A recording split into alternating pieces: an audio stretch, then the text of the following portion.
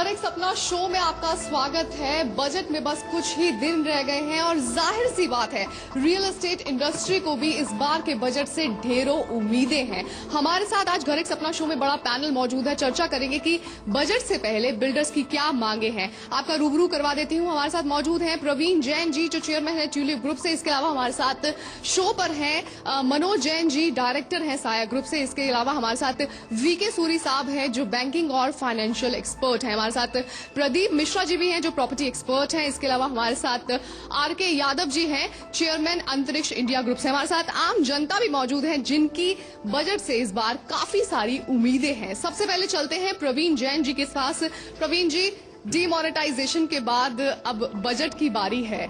काफी झटका लगा रियल एस्टेट सेक्टर को, क्योंकि खरीदार जो हैं वो नदारद हो चुके हैं मार्केट में और प्राइसेस भी काफी गिर चुके हैं। लेकिन इस बार वित्त मंत्री से क्या उम्मीदें बंधी हैं कि बजट में ये होना चाहिए जिससे रियल एस्टेट सेक्टर को बूस्ट मिलेगा? देखिए जी, कुछ चीजें हैं, जैसे एक तो rate of interest and user के लिए हाउसिंग लोन में रेट ऑफ इंटरेस्ट कुछ कम हो जाए। हमने डिमांड सरकार से की है कि 7 से 8% के बीच में रेट ऑफ इंटरेस्ट आना चाहिए, जो अभी थोड़ा ज़्यादा है। इसके अलावा एक हमने डिमांड की है कि इंफ्रास्ट्रक्चर स्टेटस रियल एस्टेट को मिल जाए। उससे जो प्रोजेक्ट रुके हुए हैं या जो अभी आने वाले हैं, जो अंडर कंस्ट्रक्शन प्रोजेक्ट हैं, उसके अंदर फंडिंग आसान हो जाएगी, सस्ती हो जाएगी। जब फंडिंग सस्ती होगी तो एंड यूज़र के घर सस्ता हो जाएगा। और एक इंडस्ट्री स्टेटस की बात की है हमने, अगर वो हमें मिल जाता है तो अभी हम ज़मीन खरीदने के लिए लोन नहीं मिलता, फिर ज़मीन खरीदने के लिए भी लोन मिलेगा और चीज़ें आसान हो जाएंगी। प्रायोरिटी सेक्टर लैंडिंग की बात की है, अगर प्रायोरिटी लैंडिंग हो जाती है, अगर रियल एस्टेट को प्रायोरिटी के दर्जे में दिया जाता है बैंकों से, तो आसान हो जाएगा लोन मिलना। अभी बड़ा मुश्किल है प्रोजेक्ट के लिए। जो अंडर कंस्ट्रक्शन प्रोजेक्ट हैं, रुके हुए हैं प्रोजेक्ट, हमने उनमें 2-3 साल का मोरेटोरियम पीरियड भी मांगा है कि भाई 3 साल तक प्रिंसिपल का मोरेटोरियम पीरियड मिल जाए, ताकि वो प्रोजेक्ट आराम से टाइम से पूरे हो जाए और एंड यूज़र को घर का सपना लोगों का पूरा हो पाए। मनोज जी, घर एक जरूरत है, चाहिए ही चाहिए, निगलेक्ट नहीं किया जा सकता ये सेक्टर, क्योंकि 250 से ज्यादा इंडस्ट्रीज भी इसके साथ जुड़ी हुई हैं। अगर होम लोन सस्ता होगा ग्राहकों के लिए और आप लोगों के लिए, क्या फायदा पहुंचेगा? देखिए, होम लोन सस्ता होने से अल्टीमेटली ईएमआई कम होती है। मेरे पॉकेट से जितना पर मंथ पैसा जाना था एक सैलरीड एम्प्लॉय की अगर तरफ से बात करें, तो वो अब उतनी ही ईएमआई में एक बड़ा घर खरीद सकता है। मान लीजिए पहले कोई 2 BHK सोचता था, अब वो उससे थोड़ा बड़ा सोच सकता है, उतने ही टेन्योर में वो पे कर पाएगा। डेवलपर्स की पॉइंट ऑफ व्यू से बात करें तो डिमांड जब जनरेट होती है तो मार्केट में एक पॉजिटिविटी आती है और बैंकर्स को भी लगता है कि प्रोजेक्ट्स चल रहे हैं, डिलीवरीज हो रही हैं, तो अल्टीमेटली जो घर एक सपना है लोगों का, वो जल्दी पूरा होगा। मुझे लगता है कि ईएमआई को भी कम करना चाहिए। क्या उम्मीदें हैं इस बार के बजट से? बजट से उम्मीद है, एक तो ठीक है, बैंकिंग सेक्टर को ये डायरेक्शन जाना चाहिए कि रेट्स जितना उनके पास अभी लिक्विडिटी आई है अकॉर्डिंगली, वो रेट थोड़े और कम होने की हमें लगता है गुंजाइश है, वो होना चाहिए। दूसरा, बजट से जो हमें उम्मीद है कि जो सेल्फ ऑक्यूपाइड प्रॉपर्टी पे जो गवर्नमेंट डिडक्शन देती थी अभी तक 2 लाख रुपए की, वो कहीं ना कहीं अर्बन एरियाज में वो बहुत छोटी नज़र आती है, उससे बहुत अट्रैक्शन नज़र नहीं आता। वो मुझे लगता है कि थोड़ा बढ़ना चाहिए। एक अर्बन एरिया और रूरल एरिया में थोड़ा डिफरेंस होना चाहिए। वीके सूरी साहब, आपसे बात करेंगे। बैंकिंग सेक्टर जो है वो बैकबोन है रियल एस्टेट इंडस्ट्री का। अगर लोन सस्ता नहीं होगा तो खरीदार मार्केट से नदारद ही रहेंगे। क्या कहेंगे इस पर? क्या डिमांड है कि हाँ, अरुण जेटली साहब बैंकिंग सेक्टर के हिसाब से भी चलें और वहां पर होम लोन दरें भी कम हो और लोगों को रियायत दी जाए? होम लोन के लिए एक अलग से इनको एक स्कीम लाना चाहिए। उसका रेट ऑफ इंटरेस्ट जो है, स्ट्रक्चर जो है, इंटरेस्ट स्ट्रक्चर, वो अलग होना चाहिए। वो कमर्शियल रेट नहीं लगना चाहिए उस पर, अफोर्डेबल हाउसेज पर, और अप टू ए लिमिट। एक तो इंटरेस्ट कम होने नहीं हो पाते। बैंक्स जो हैं, पब्लिक सेक्टर बैंक्स, उनको एक ऑटोनॉमी दी हुई है, लेकिन ये उसका मतलब नहीं है कि जब आपको रिजर्व बैंक रेपो रेट भी कम करता है या आपके पास अभी लिक्विडिटी इतनी ज्यादा आ गई है, उसके बाद भी आप नॉमिनल रेट अब कम कर रहे हैं। आपके पास बहुत सारा कुशन है कि आप उसको और रेट्स को कम कर सको। वो आपको बैंकिंग इंडस्ट्री को करना चाहिए और गवर्नमेंट की तरफ से, रिजर्व बैंक की तरफ से ये एक मैंडेटरी हो जाना चाहिए। इससे ज्यादा आप चार्ज नहीं कर पाएंगे। राकेश जी, क्या कहते हैं कि क्या होना चाहिए इस बार के बजट में? देखिए, देश के अंदर जब तक मूल रूप ढांचा इंफ्रास्ट्रक्चर डेवलप नहीं होगा जी, कोई भी कंट्री डेवलप कंट्री नहीं कहला सकता। जब भी हमारे देश में कोई भी प्रधानमंत्री आया उसने कहा रोटी कपड़ा और मकान। कहने के लिए सबने कहा, लेकिन मकान के लिए क्या चीज की जरूरत है, कैसे वो इंडस्ट्री डेवलप हो, कैसे लोग आगे तरक्की करें, उसकी तरफ किसी ने ध्यान नहीं दिया। ये हमारे हर बजट में ये दिक्कत रही है। आप एक तरफ तो बात करते आम आदमी तक घर उसकी पहुंच तक पहुंचे, दूसरी तरफ आप सर्विस टैक्स इंक्रीज कर देते हैं, उस तरफ आप हाउसिंग लोन महंगा कर देते हैं, तीसरा रियल एस्टेट डेवलपर के लिए रिस्क फैक्टर में डालकर 12% जो आपका इनका बैंकिंग का सेक्टर का आप कितना परसेंट किस इंस्टीट्यूट में खर्च कर सकते हैं, कितना रियल एस्टेट में करें, वो 12% है टोटल। 12% वो है, उसको रिस्क फैक्टर में डाल रखा है। ये 12% तो आपको देंगे, लेकिन ये हाईली रिस्क फैक्टर में डाल रखा है। आप इसको इंडस्ट्रीज का दर्जा दीजिए ताकि रेट ऑफ इंटरेस्ट कम हो, ये ऑर्गेनाइज सेक्टर बने। ये हिंदुस्तान का सबसे बड़ा सेक्टर है रियल एस्टेट, जिसके अंदर गरीब से गरीब आदमी को रोजगार मिलता है, जिसमें आम आदमी को रोजगार मिलता है। हम उस सेक्टर को आज तक अनदेखी करते रहे हैं। इसमें जरूरत क्या है,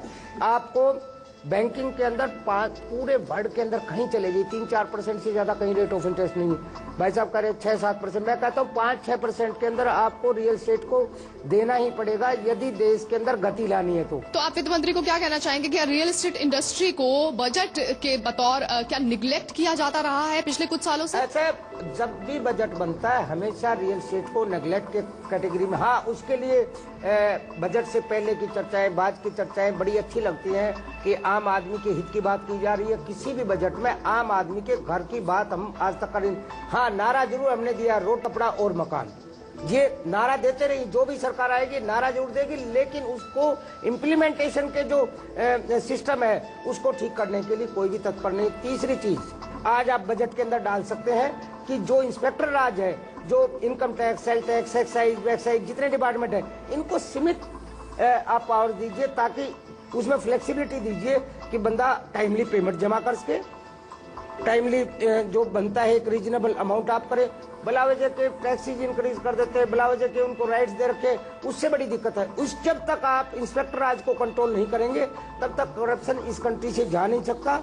बजट में ये हमारी उसके साथ मांग है। प्रदीप जी, बतौर कंसल्टेंट आप क्या कहेंगे, प्रॉपर्टी एक्सपर्ट हैं, कि क्या आप लोगों की भी तरफ से मांगे होंगी कि हाँ हमारे लिए भी, हमारे सेक्टर के लिए भी किया जाए कुछ? देखिए, पहले एक टिपिकल प्रॉपर्टी डीलर से अब एक प्रोफेशनल मैनर में काम होना शुरू हो गया है, लेकिन कहीं हद तक आज भी इमेज जो है वो एक प्रॉपर्टी डीलर की इमेज ही रह जाती है, और उसमें कई ऐसे फ्लाई बाय नाइट एजेंट्स भी होते हैं जिनके कारण ऐसी इमेज बन के आती है जी। तो मैं कहूँगा रेरा जल्दी से जल्दी इम्प्लीमेंट हो, जिससे एक लाइसेंस हो, और वो जो रेफरेंस वाले कॉन्टैक्ट्स हैं वो सिर्फ उसी तरह काम कर पाए, ना कि वो भी एक कमीशन लेके और वो भी एक एजेंट की तरह काम करना शुरू कर देते हैं।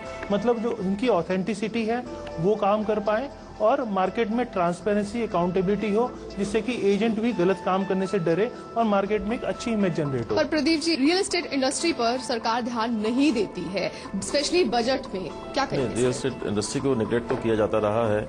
जैसे अभी जो भी हाउसिंग की बात कर रहे थे कि रोटी कपड़ा और मकान की बात थी, या प्राइम मिनिस्टर ने सपना तो देखा कि हाउसिंग फॉर ऑल 2022 तक 2 करोड़ अर्बन एरिया के अंदर घर बना के देने हैं, और जबकि ये स्टेट्स का सब्जेक्ट है, जितने अप्रूवल्स हैं, जितने भी सैंक्शंस हैं वो स्टेट गवर्नमेंट देती है।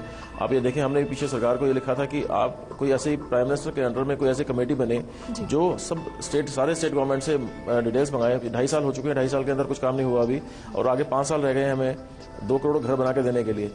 इसका मतलब निकालें कि 40 लाख घर हमें हर साल बना के डिलीवर करेंगे तो ये नंबर से अचीव कर पाएंगे, और ये नंबर सिर्फ अर्बन एरियाज के हैं। रूरल एरियाज की बात करें तो 6 करोड़ घर और बनाने हैं। तो 40 लाख घर बना के देना कोई मतलब आसान नहीं है, बहुत टफ टारगेट है ये, और इसके लिए जब तक सिंगल विंडो क्लियरेंस नहीं होगा तब तक ये अचीव कर पाना मुश्किल है। और एक ऐसी कमेटी बननी चाहिए जो स्टेट गवर्नमेंट से वीकली या मंथली बेसिस पे रिपोर्ट मंगाए कि कितने आपने अप्रूव किए हैं घर, किस स्टेज पर है, कंस्ट्रक्शन स्टार्ट हो चुकी है, नहीं हो चुकी है, या रुके हैं तो क्यों रुके हैं, कौन सी अप्रूवल्स के बिना रुके हैं। तो ये सब चीजें अगर हो जाएंगी, कोऑर्डिनेशन कमेटी अगर बन जाए प्राइम मिनिस्टर के अंडर में, तो शायद ये चीजें इंप्रूव होनी शुरू हो जाएंगी। प्रवीण जी, 6 करोड़ घरों की जरूरत है। एक तरफ प्रधानमंत्री जी कहते हैं कि भाई स्मार्ट सिटीज लेकर के आओ, 100 स्मार्ट सिटीज बनेंगी, प्रधानमंत्री आवास योजना के तहत भी सस्ते घर बनाए जाते हैं, लेकिन काम जो है सब पेपर पे है, स्मार्ट सिटी की बात करें तो अभी तक मुझे नहीं लगता किसी भी पूरे देश में किसी भी स्मार्ट सिटी के ऊपर काम शुरू हुआ है। पेपर्स में काम चल रहा है अभी, बट ग्राउंड वर्क की बात करें तो ग्राउंड वर्क में भी कुछ भी नहीं है। सूरी साहब, बैंकिंग सेक्टर, इनकी मांग है, बिल्डर लॉबी की मांग है कि अगर banking sector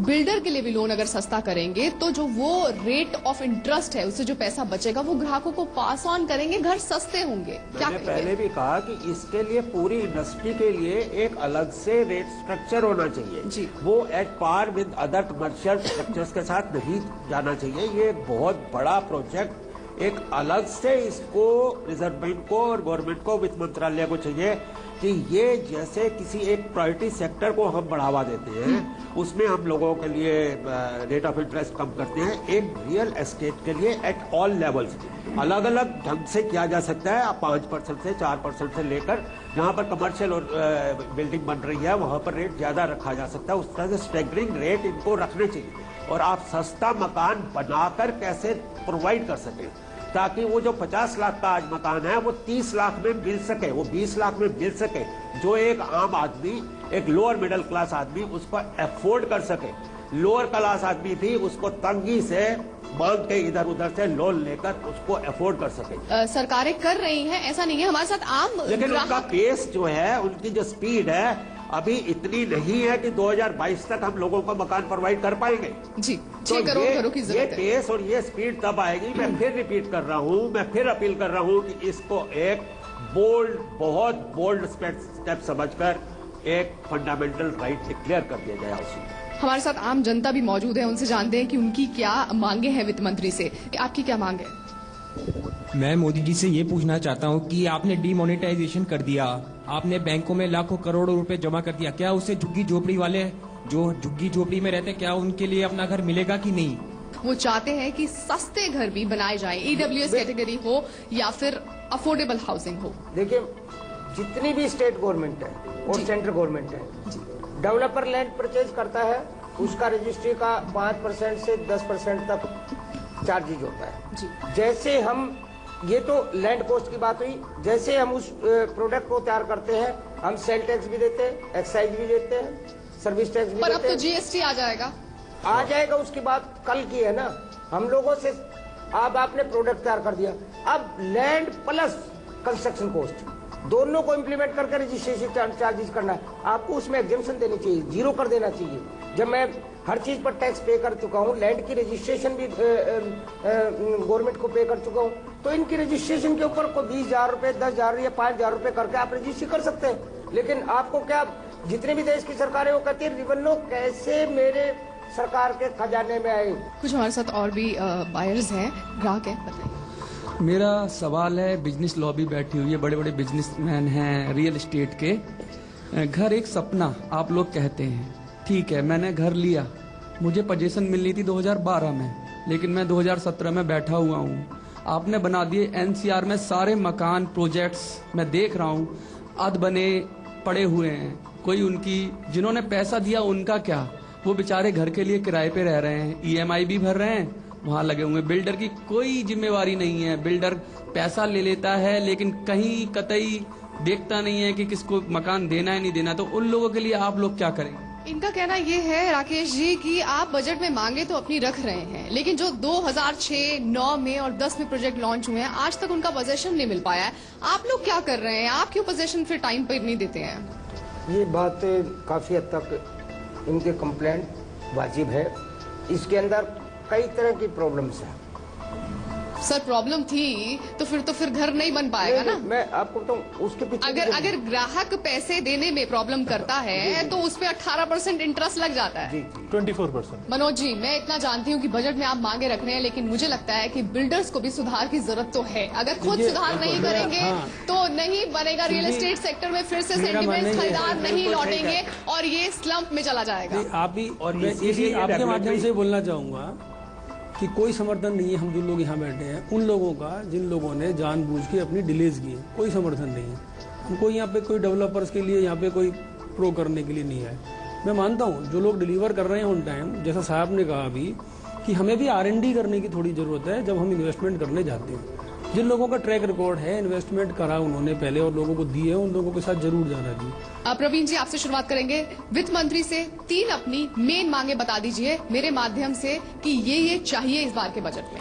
infrastructure status, housing loan का रेट ऑफ इंटरेस्ट कम हो और प्रायोरिटी लैंडिंग। जी मनोज जी, आप क्या कहेंगे?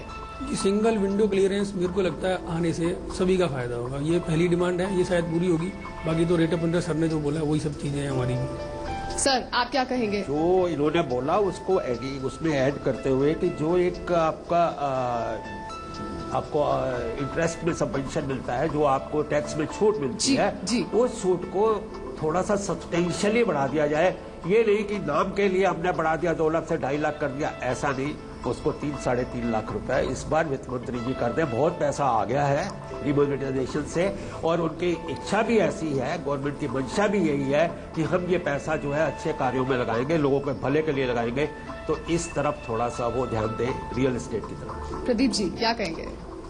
रियल एस्टेट इंडस्ट्री के अंदर ट्रांसपेरेंसी, अकाउंटेबिलिटी ज़्यादा बढ़े, अफोर्डेबल हाउसिंग PPP मॉडल के अंदर आए और जो एजेंट्स हैं उनकी इमेज अच्छी होने के लिए अगर गवर्नमेंट रेरा को जल्दी इंप्लीमेंट करे, उसके मेन पर्पस को डाइल्यूट ना करे, तो वो ज़्यादा बेहतर हो पाएगा। जी, क्या कहेंगे राकेश जी?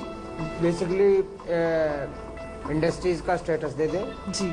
दूसरा, टैक्सेशन कुछ कम करें जो रियल एस्टेट के अंदर आती है। और तीसरा, जितनी भी कंप्लायंसेस हैं उसको कहीं ना कहीं एक जगह सेंट्रलाइज करवा दें। तो इस बार के बजट में रियल एस्टेट इंडस्ट्री की काफी सारी मांगे हैं वित्त मंत्री से। अब देखना यह है कि ये पूरी होंगी या नहीं, ये तो आने वाला वक्त ही बताएगा। आज के शो में बस इतना ही, लेकिन अगर आपके प्रॉपर्टी से जुड़े कोई भी सवाल है या फिर कोई सुझाव आप हमें अपना भेजना चाहते हैं या आप अपने बिल्डर के खिलाफ हमसे शिकायत करना चाहते हैं तो हमें ईमेल कर दीजिए घर@itvnetwork.com पर। आप चाहें तो हमसे फेसबुक पर भी जुड़ सकते हैं हमारे घर एक सपना पेज के जरिए। हमें ट्विटर पर भी जरूर फॉलो कीजिए, हमारा हैंडल है घर एक सपना। अगले हफ्ते फिर होगी आपसे मुलाकात रियल एस्टेट बाजार से जुड़ी नई जानकारियों के साथ। तब तक की take care and keep watching India news.